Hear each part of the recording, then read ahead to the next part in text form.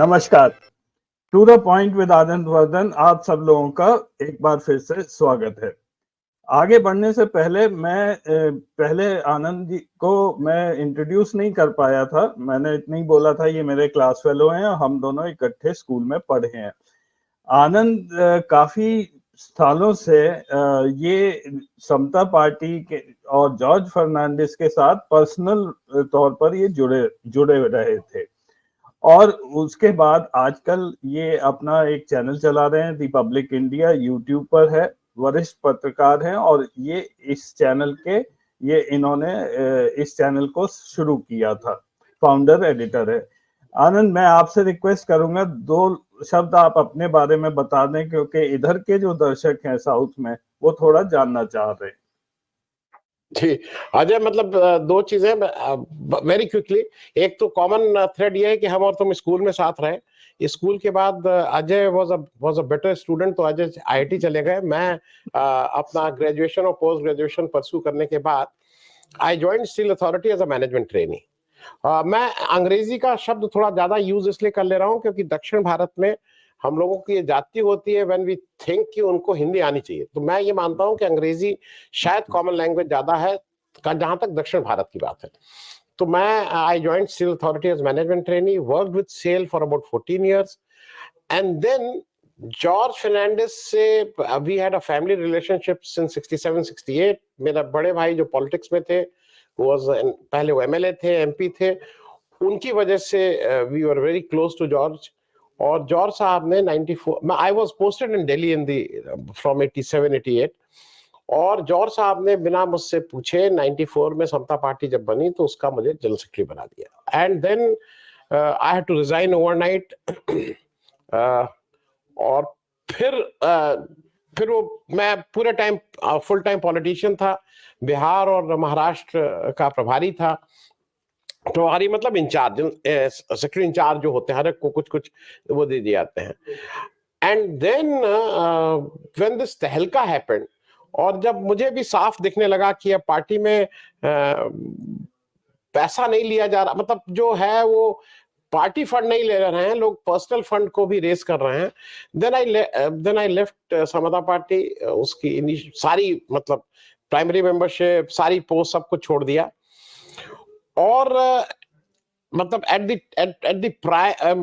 A age which is very crucial, फिर मुझे एक नए वेकेशन की तलाश थी, और मुझे ऐसा लगा कि मैं नौकरी के लिए बेकार हो चुका था, क्योंकि आप जब धोती कुर्ता पहन के और नेताओं के साथ रह लीजिए तो you are not fit for certain things. Then the natural process में हुआ कि व्हाई नॉट पत्रकारिता, and I am a very late entrant to पत्रकारिता इन दैट वे।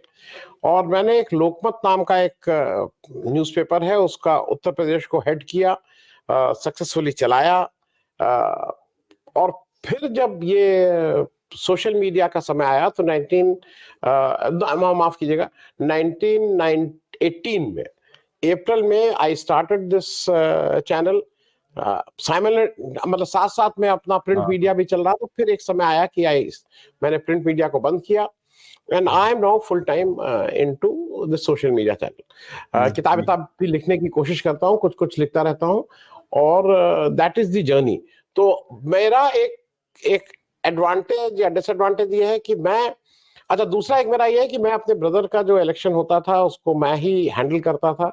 तो 77 के पहले जनरल मतलब जो इलेक्शन हुआ, तब से लेके 2019 तक के इलेक्शन को हैंड्स ऑन मैंने किया है। तो ये 10-11 इलेक्शंस को मैंने हैंड्स ऑन जब किया है, तो इलेक्शन में दोनों तरफ से, from the reporting point of view for last 15-20 years, and from a contestant point of view, उसके दोनों पक्ष को थोड़ा पहचानता हूं। समता पार्टी में रहा हूं तो इसलिए थोड़ा नीतीश जी को भी जानता हूं। एक समय बाद घनिष्ठता थी, अब नहीं है, मतलब घनिष्ठता नहीं, अब ठीक है, we know each other, nothing more than that. So that is in nutshell Ajay, मेरे ख्याल में, जो will give you some idea कि जब मैं फैक्चुअल होता हूं या मैं कभी-कभी लोगों को लगता है आप क्रिटिकल ज्यादा है, तो दैट माइट बी एडवांटेज और डिसएडवांटेज कि मैं पॉलिटिक्स के दोनों पक्षों को देखा हूं, मतलब टेबल के उस तरफ भी रह के देखा था और अब इस तरफ भी आ गया हूं। अजय जी, जी, धन्यवाद Anand. That puts the record straight. काफी लोग पूछ रहे थे कि हाँ, आनंद वर्धन के बारे में बताइए। अब आप जो है नीतीश से जुड़े हुए हैं, थोड़ा बहुत पहले जॉर्ज से जुड़े थे। बिहार के बारे में आप सबसे ज्यादा जानते हैं, जितने भी हमारे नॉन लोग हैं। तो आज का कार्यक्रम मैं, क्योंकि सुर्खियों में भी है नीतीश जी, उसी पर मैं करने लगा हूँ। कल एक प्रोग्राम में मैंने आपको देखा था, जहां पे आपने एक स्टेटमेंट दिया था कि ये शायद एक साजिश है बीजेपी की, कि उन्होंने नीतीश कुमार को भेजा गठबंधन में और फिर वहां से निकाल लिया। जिस समय आप ये प्रोग्राम कर रहे थे, मैंने तो शाम में देखा था, उस समय मैं ये डेटा एनालाइज कर रहा था। तो मैं एकदम से इसलिए चौंक गया क्योंकि यही निष्कर्ष मैंने भी निकाला था उसी डेटा को देखकर, कि यहाँ पे अगर हम लोग ये डेटा पहले देख लेते तो शायद हम लोगों को आश्चर्य नहीं होता और ये नीतीश कुमार की चाल हम पहले ही पकड़ लेते। तो इसमें चाहे आप स्ट्रैटेजी बोलिए, उन लोगों की अच्छी रही या हम लोगों की बेवकूफी रही कि हम लोगों ने नीतीश पर विश्वास कर लिया और वो सोच रहे थे कि वो महागठबंधन में आ गए हैं। लेकिन डेटा मैं आज आपको ये दिखाऊंगा। तो मैं 3-4 स्लाइड्स से शुरू कर रहा हूं और प्रश्न आपसे ये है, एक तो जनता दल का जो ओरिजिन है, वो जनता पार्टी से जनता दल बना विश्वनाथ प्रताप सिंह के बाद। उसके बाद टूट के और कई सारे जनता दल बन गए, जेडीएस बन गया, जेडीयू बन गया, आरजेडी, समाजवादी। तो ये एक एंटी कांग्रेस प्लेटफॉर्म तो है ही। और अगर आप देखें, इसमें से शायद मेरे को जो ध्यान है, एक ही पार्टी है आरजेडी जो जिन्होंने कांग्रेस का साथ दिया। अन्य कोई ऐसी पार्टी ऐसी नहीं है जिसको आप ये बोल सके कि हाँ, इन्होंने कांग्रेस का लगातार साथ दिया। वो अपॉर्चुनिटी बेस हो सकता है, कभी कोई आ गया, कभी कोई आ गया। तो एक तो इस बैकग्राउंड के साथ कि नीतीश कुमार पर हम कितना विश्वास कर सकते हैं, क्योंकि वो बेसिकली एक एंटी कांग्रेस प्लेटफॉर्म को बिलोंग करते हैं। और दूसरा यही है, जो मैं आपको डेटा दिखाऊंगा, वो थोड़ा सा आप देख के उस पर कमेंट करें कि ये डेटा और जो आजकल हो रहा है उसमें क्या कोरिलेशन है। ये सब लोग जानते हैं कि नीतीश कुमार जी 9 बार ओथ ले चुके हैं चीफ मिनिस्टर की। ये 2000 में बने थे, सबसे पहले 7 दिन के लिए बने थे। इन्होंने कोशिश की, लेकिन उसके बाद राबड़ी देवरी ये अपनी मेजॉरिटी नहीं ला पाए थे। अब 6 इलेक्शन हुए हैं और ये 9 बार इन्होंने शपथ ली है। बताना केवल मैं ये चाहता हूं कि ये कई बार, 3 बार बीच में बगैर इलेक्शन किए इन्होंने साइड जंप की हैं। 2010 में इन्होंने साइड नहीं चेंज की, जीतन राम मांझी को बनाया और फिर से दोबारा आ गए जीतन राम मांझी को एक्सपेल करके। 2016 में इन्होंने एक बार साइड स्विच की और 2015 वाली असेंबली में इन्होंने 2 बार शिफ्ट किया और 2020 में इन्होंने अब 3 बार कर चुके हैं। तो ये जाने जाते हैं इधर से उधर जंप करने के लिए।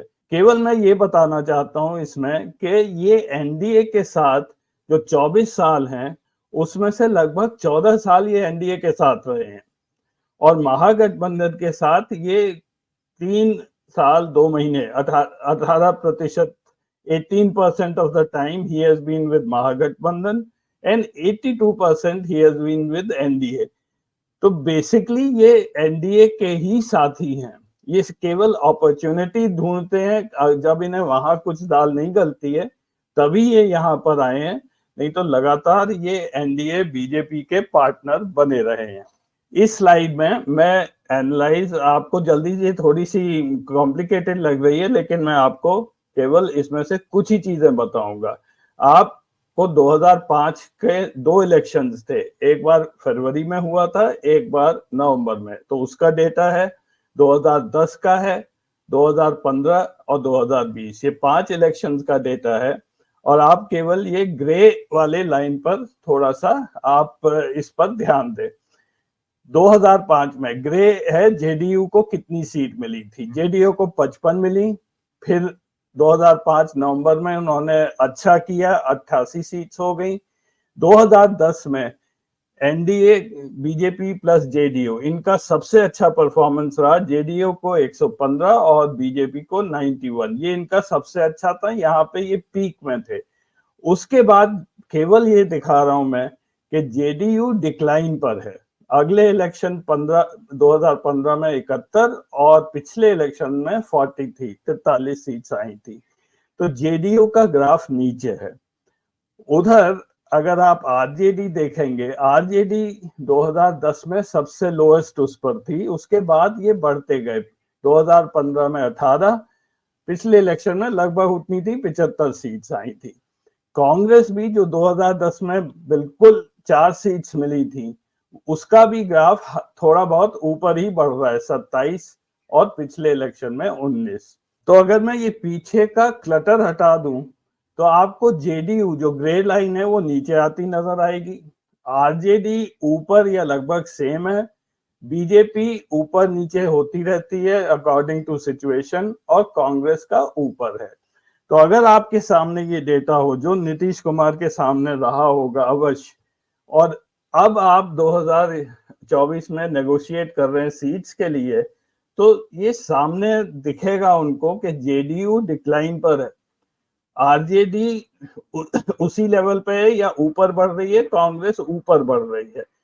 तो नेचुरली उन पर एक प्रेशर बनेगा, उनको उतनी सीट्स कंटेस्ट करने को नहीं मिल सकती हैं महागठबंधन में। और ये बात आज कोई नई नहीं है, ये बात बहुत पहले से सबको पता है, ये डेटा पुराना है।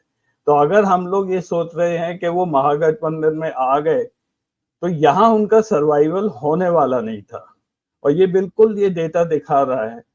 तो इसीलिए मेरा ये मानना है कि ये सारा काम एक कॉन्स्पिरेसी था, जिसमें नीतीश जी को यहाँ भेजा गया। आप डेट्स भी अगर देखेंगे, जब राहुल गांधी की भारत जोड़ो यात्रा चली है, उसके आसपास ही ये महागठबंधन में आए हैं, और जब भारत जोड़ो यात्रा बिहार पहुंच रही है तब ये निकल गए हैं।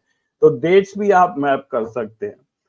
तो मेरा मानना है कि ये बहुत सोची समझी स्ट्रैटेजी कहिए या कॉन्स्पिरेंसी कहिए, जिसको हम लोग पकड़ नहीं पाए। आनंद, मैं थोड़ा इस पे एक दो चीजें इसलिए थोड़ा अजय कर दूं कि जो सेकंड स्लाइड है उसमें एक्चुअली आपने 17 साल का ब्यौरा दिया है, ऊपर आपने 24 साल लिखा है। अगर 24 साल की जब आप बात करेंगे तो उसमें आप देखेंगे कि ये 8 साल और है। मतलब if you go by 24 years, तब वो डेटा और मतलब वो 82% नहीं है, वो और आगे बढ़ जाएगा।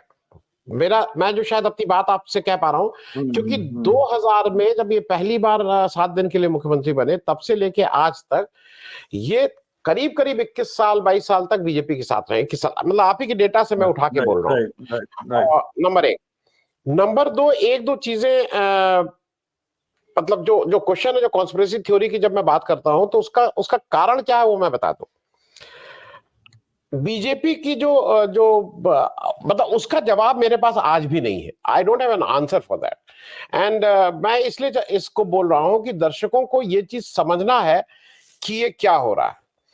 2010 का अगर आप फिगर ले लें तो उस समय जनता दल यू की 115 सीटें आई थी और बीजेपी की 91 थी, और ये साथ में लड़े थे एज एनडीए। जो सीटों का डिस्ट्रीब्यूशन हुआ था, जनता दल यू 141 सीट पे लड़ा था और बीजेपी 102 सीट पे लड़ी थी। तो मतलब Janata Dal you was a senior partner, 141 102।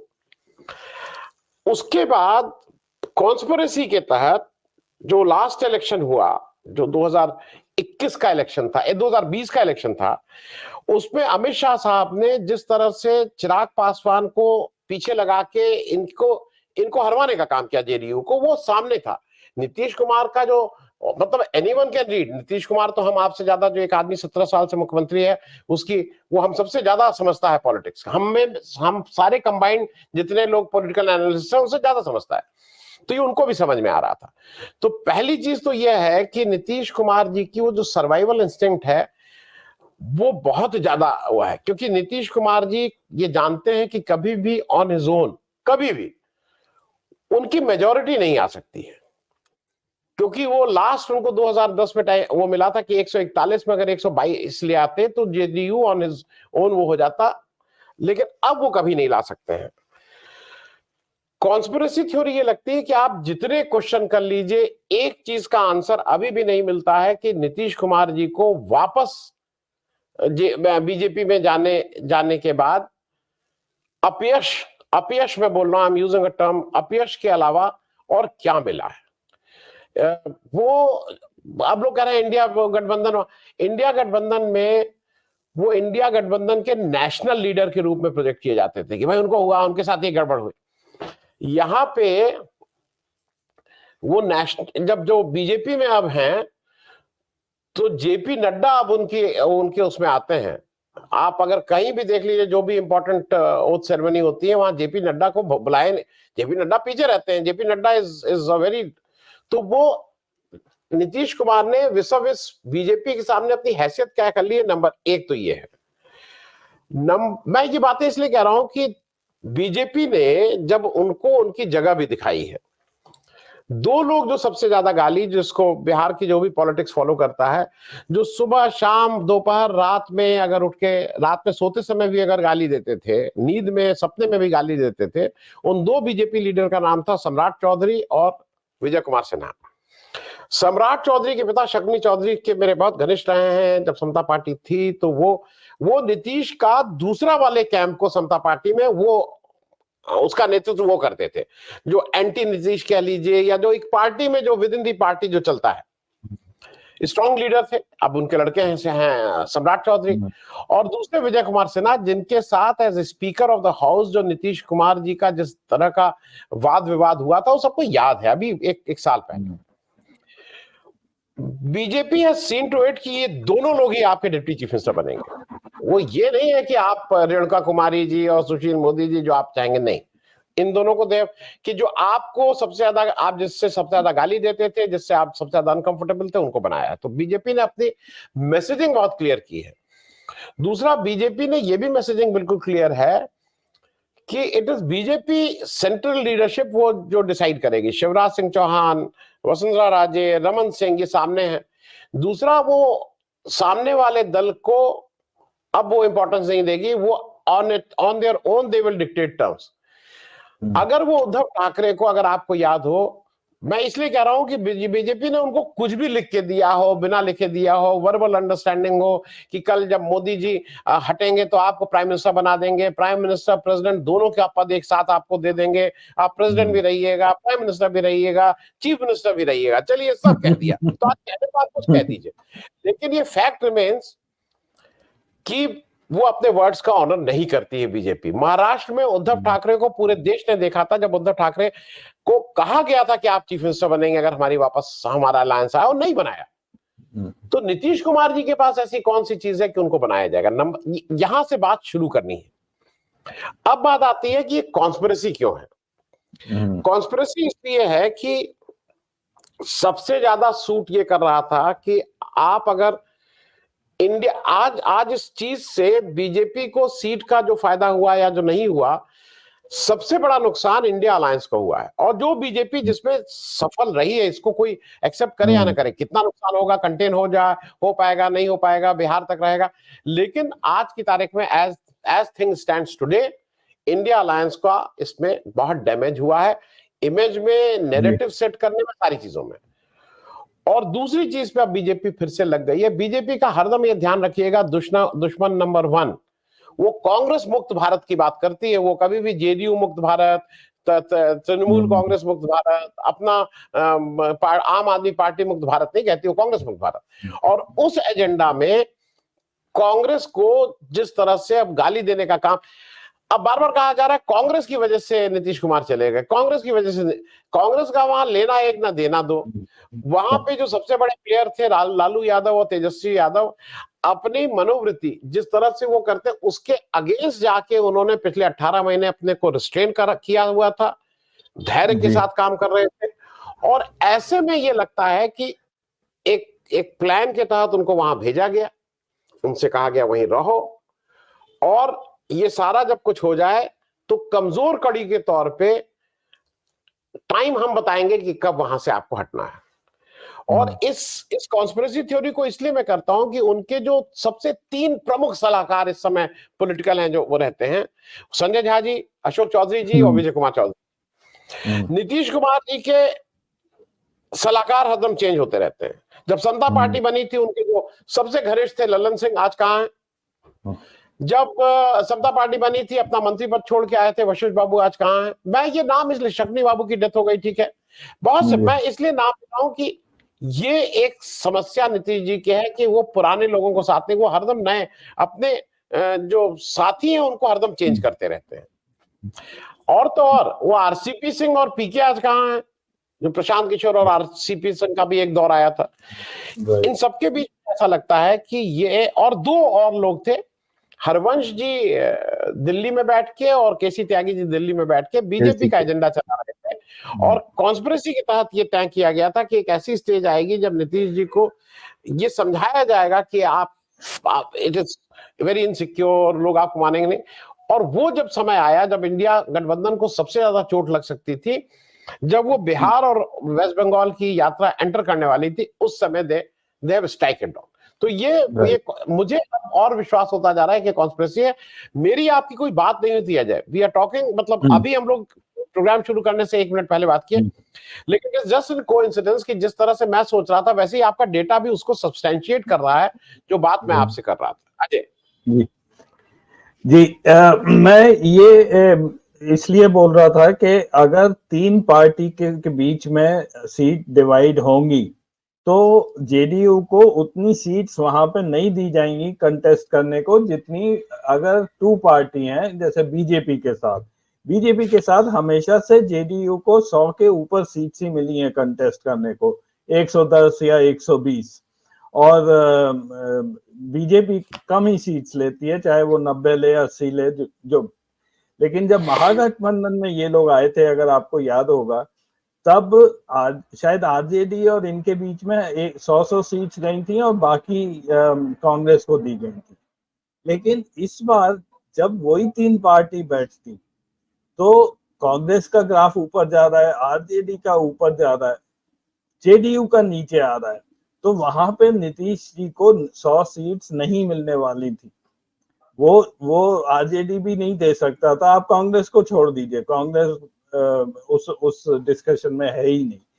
तो ये मैं इसलिए कह रहा हूँ, ये बात बहुत पहले से पता थी, ये डेटा हमेशा से था, और ये होना ही था, क्योंकि नीतीश कुमार जिनका ग्राफ नीचे गया है, उनको सिर्फ 43 सीट्स मिली हैं पिछली बार।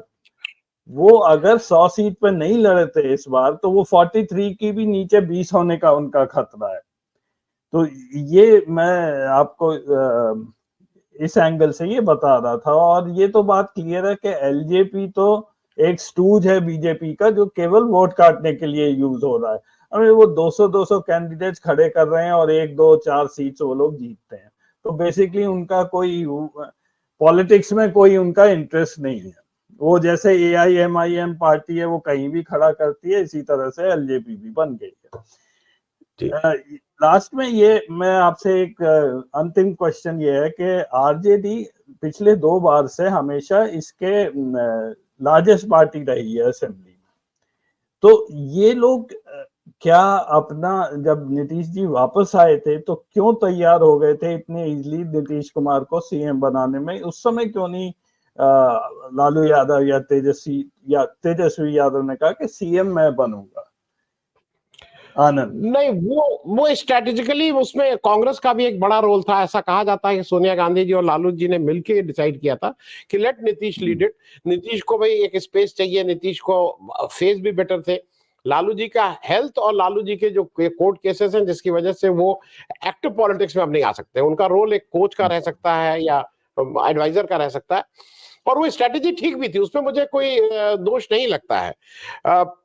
मुझे अभी भी मतलब मैं इसलिए लगता है कि नीतीश जी वहां गए हैं तो नीतीश जी ने अपना जो भी यश कमाया था, उनको भाई सुशासन बाबू कुछ लोग कहते थे, और इसमें कहीं कोई दो राय नहीं है कि बिहार में नीतीश के शासन को as compare to Lalu ji को थोड़ा हंसी मजाक वाला, लेकिन नीतीश कुमार ने ये करके for all times to come history will now remind him, will always see mister Nitish Kumar, अब क्या नाम बोले, मतलब मेरे वो रहे हैं, कोई खराब नाम करना नहीं, लेकिन उनको बहुत अच्छे नेता, राजनेता के रूप में नहीं जाना जाएगा।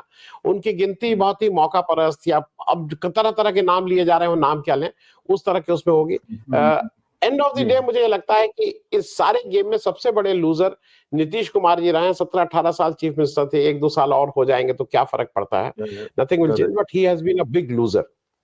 Right, right. मेरे हिसाब से नीतीश कुमार जो भी 17-18 साल रहे और आगे भी शायद 1 आध साल रहेंगे, इसमें मैं किसी और दिन करूंगा।